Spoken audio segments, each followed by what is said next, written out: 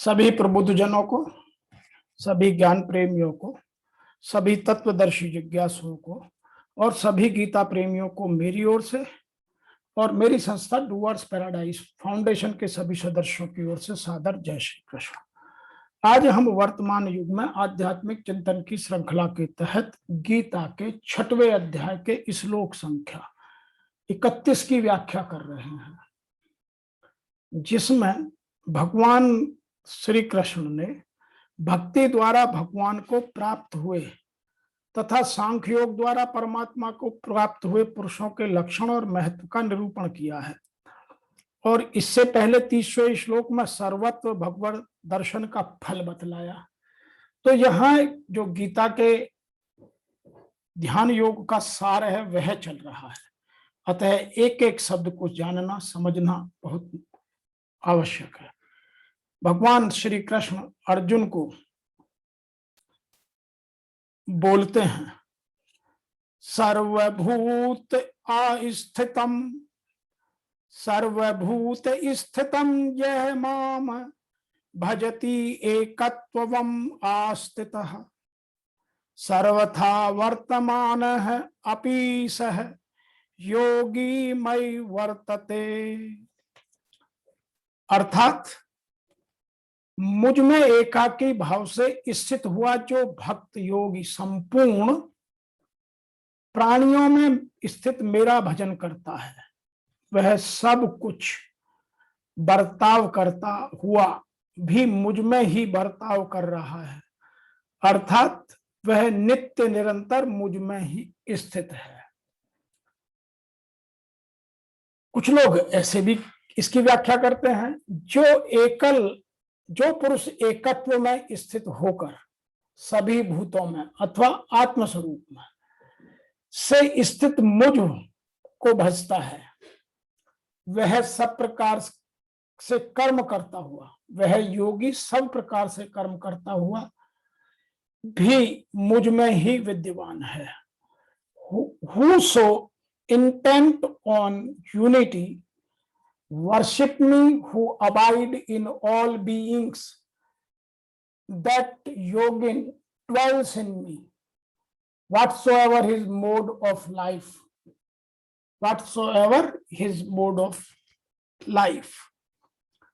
तो यहां इसको समझने के लिए थोड़ा सा और गहन चिंतन की आवश्यकता है।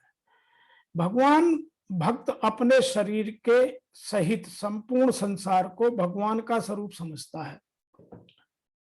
मतलब भगवान का भक्त अपने शरीर के सहित अपने आप को जोड़कर और बाकी संपूर्ण संसार को भगवान का ही स्वरूप समझता है, इसलिए वह नित्य निरंतर भगवान में ही रहता है और भगवान को ही सर्वत्र बर्ताव करता है।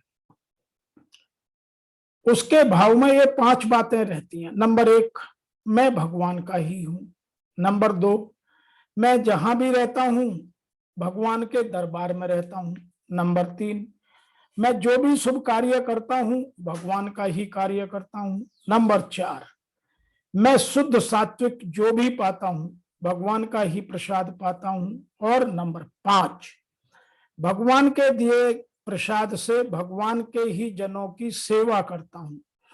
जैसे गंगा जल से गंगा का पूजन किया जाए, ऐसे ही उस भक्त का बर्ताव भगवान में ही होता है। जैसे शरीर से संबंध मानने वाला मनुष्य सब क्रियाएं करते हुए भी निरंतर शरीर में ही रहता है, ऐसे ही भक्त सब क्रियाएं करते हुए निरंतर भगवान में ही रहता है। तो इसको यदि हम और आध्यात्म की दृष्टि से देखें और समझें तो एक एक शब्द की व्याख्या को जानना अत्यंत आवश्यक है। यहां लिखा है एकत्व मां स्थित है। पूर्व श्लोक में भगवान ने जो बताया था कि मेरे को सब में और सबको मेरे में देखता है, उसके लिए मैं अदृश्य नहीं होता और वह मेरे लिए अदृश्य नहीं होता। अदृश्य क्यों नहीं होता? कारण है कि संपूर्ण प्राणियों में स्थित मेरे साथ ही उसकी अभिन्नता हो गई है, अर्थात मेरे साथ ही उसका अत्यधिक प्रेम हो गया है। अद्वैत सिद्धांत में तो स्वरूप से एकता होती है, पर यहां वैसी एकता नहीं। यहां द्वैत होते हुए भी अभिन्नता है, अर्थात भगवान और भक्त दिखने में तो दो हैं पर वास्तव में एक ही हैं। ज्ञान में तो दो होकर एक होते हैं, पर भक्ति में प्रेम के विलक्षण आनंद का आदान प्रदान करने के लिए, प्रेम का विस्तार करने के लिए एक होकर दो हो जाते हैं। जैसे भगवान श्री कृष्ण और श्री जी एक होकर भी दो हैं। तो यहां और भी उदाहरण दिए हैं, जैसे पति और पत्नी दो शरीर होते हुए भी अपने को अभिन्न मानते हैं और दो मित्र अपने को भी एक ही मानते हैं, क्योंकि अत्यंत स्नेह के कारण वहां द्वैतपन रहता नहीं। ऐसे ही जो भक्ति योग का साधक भगवान को प्राप्त हो जाता है, वह भगवान में अत्यंत स्नेह होने के कारण उसकी भगवान से अभिन्नता हो जाती है। इसी अभिन्नता को यहाँ एकत्वामा स्थित कहा गया है। सर्वभूता स्थितम यो मा भजति, जो सब देश, काल, वस्तु, व्यक्ति, घटना, परिस्थिति आदि में भगवान ही परिपूर्ण है, अर्थात संपूर्ण चराचर जगत का भगवत स्वरूप मानता है, वह ऐसा बोलता है वासुदेव सर्वम। यही उसका भजन है, वासुदेव शर्वम, वासुदेव शर्वम। सर्वभूत स्थितम पद से ऐसा असर पड़ता है कि भगवान केवल प्राणियों में स्थित है, परंतु वास्तव में ऐसी बात नहीं है। भगवान केवल प्राणियों में स्थित है, वह प्रत्युत संसार के करकण में परिपूर्ण रूप से स्थित है। जैसे सोने के आभूषण सोने से ही बनते हैं, सोने में ही स्थित रहते हैं और सोने में ही उनका पर्यावसान होता है, अर्थात सब समय एक ही सोना है। परंतु लोगों की दृष्टि में आभूषण की सत्ता अलग अलग प्रतीत होने के कारण समझने के लिए कहा जाता है कि आभूषणों में सोना ही है।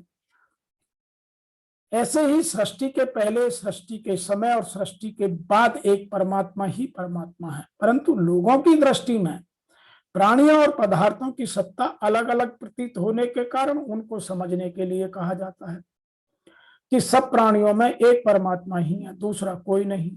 इसी वास्तविकता को यहाँ सर्वभूत स्तम माम पद से कहा गया है। आगे लिखा है सर्वथा वर्तमानो अपि स योगी मई वर्तते। यह शास्त्र और वर्ण आश्रम की मर्यादा के अनुसार खाते पीते, सोते जागते, उठते बैठते, आठों पहर सभी या आदि सभी क्रियाएं करते हुए मेरे में ही बरतता है, मेरे में ही रहता है, कारण कि उसकी दृष्टि मेरे सिवाय किसी दूसरी सत्ता में नहीं रहती। तो फिर वह जो कुछ बर्ताव करेगा उसको कहाँ करेगा, वह तो मेरे में ही करेगा। 13वें अध्याय में ज्ञान योग के प्रकरण में भगवान यह बताएंगे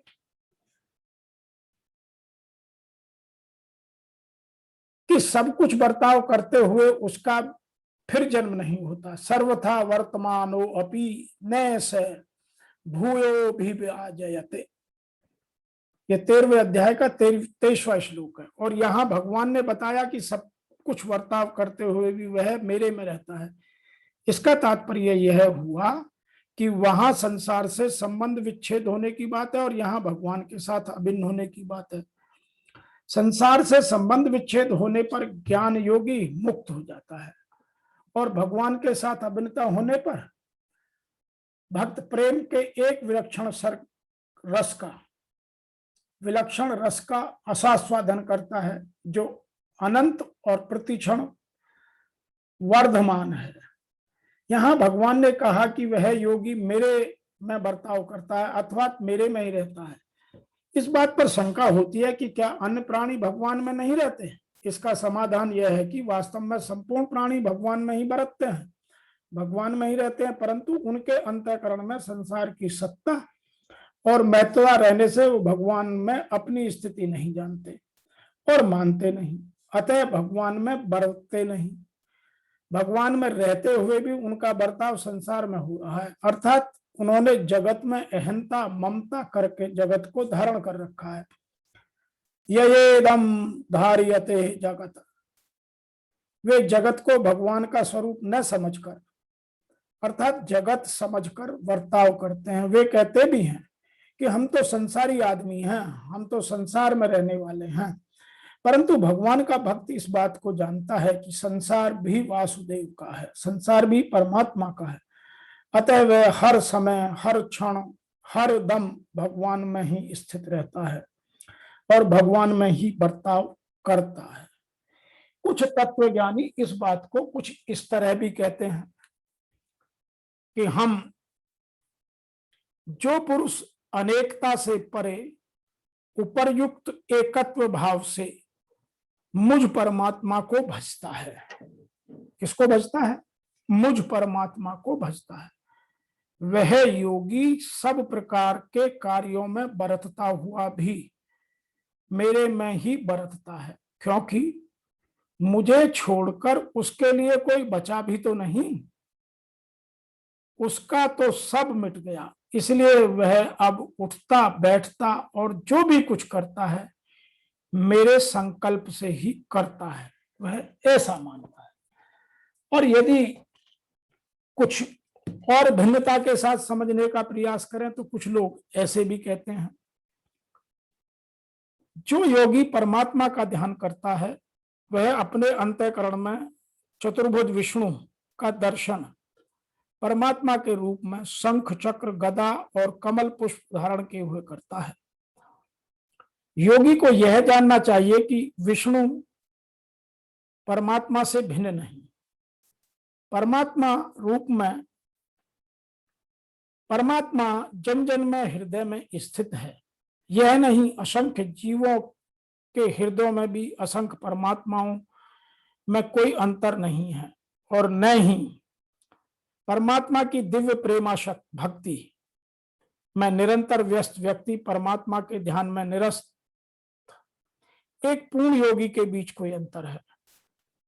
परमात्मा भाव अमृत में योगी सदैव परमात्मा में ही स्थित रहता है, भले ही भौतिक जगत का वह भिन्न कार्यों से व्यस्त क्यों न दिखाई पड़े। इसकी पुष्टि बहुत सारे तरीके से बहुत सारे लोग करते रहते हैं।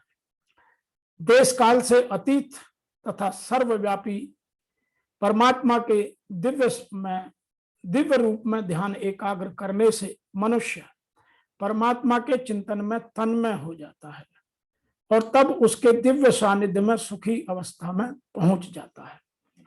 योगाभ्यास में समाधि की सर्वोच्च अवस्था ही परमात्मा अमृत है। केवल इस ज्ञान से तो परमात्मा प्रत्येक जन जन के हृदय में परमात्मा स्वरूप में उपस्थित है, योगी निर्दोष हो जाता है। वेदों से भगवान की इस अचिंत्य शक्ति की पुष्टि इस प्रकार होती है। लिखा है, एको अपि सन बहुधा यो अवभाति। यद्यपि भगवान एक है किंतु वह जितने सारे हृदय हैं उन सब में उपस्थित रहता है। इसी प्रकार स्मृति शास्त्र में भी कथन है, एक एव परो विष्णु सर्वव्यापी न संशय ऐश्वर्यार्ध रूपमेकं च सूर्यवत बहुधेयते। विष्णु एक है फिर भी ये सर्वव्यापी है, एक स्वरूप होते हुए भी अपनी अद्वितीय अचिंत्य शक्ति को सर्वत्र उपस्थित रखते हैं। जिस प्रकार सूर्य एक ही समय अनेक स्थानों पर दिखता है और अपनी सत्ता से, अपनी ऊर्जा से संपूर्ण संसार को चलाता है। तो आज के इस 31वें श्लोक से हमें यह जानकारी मिलती है, यह समझ मिलती है, यह ज्ञान मिलता है कि जो पुरुष एकत्व में स्थित होकर, एकत्व में स्थित होकर मीन्स पूर्ण तरह परमात्मा में स्थित होकर, समर्पित होकर, सभी भूतों में अर्थात आत्मा जिन जिन में भी जिस जिस रूप में आत्मा है सभी भूतों से स्थित मुझ को भजता है, अर्थात परमात्मा को सदैव एक रूप में भजता है। वह योगी सब प्रकार से कर्म करता हुआ भी सदैव मुझ में विद्वान है और मैं उसमें विद्यमान हूं। तो यहाँ भक्त और भगवान में कोई अंतर नहीं है, लेकिन हमें उस स्तर तक पहुंचने की आवश्यकता है।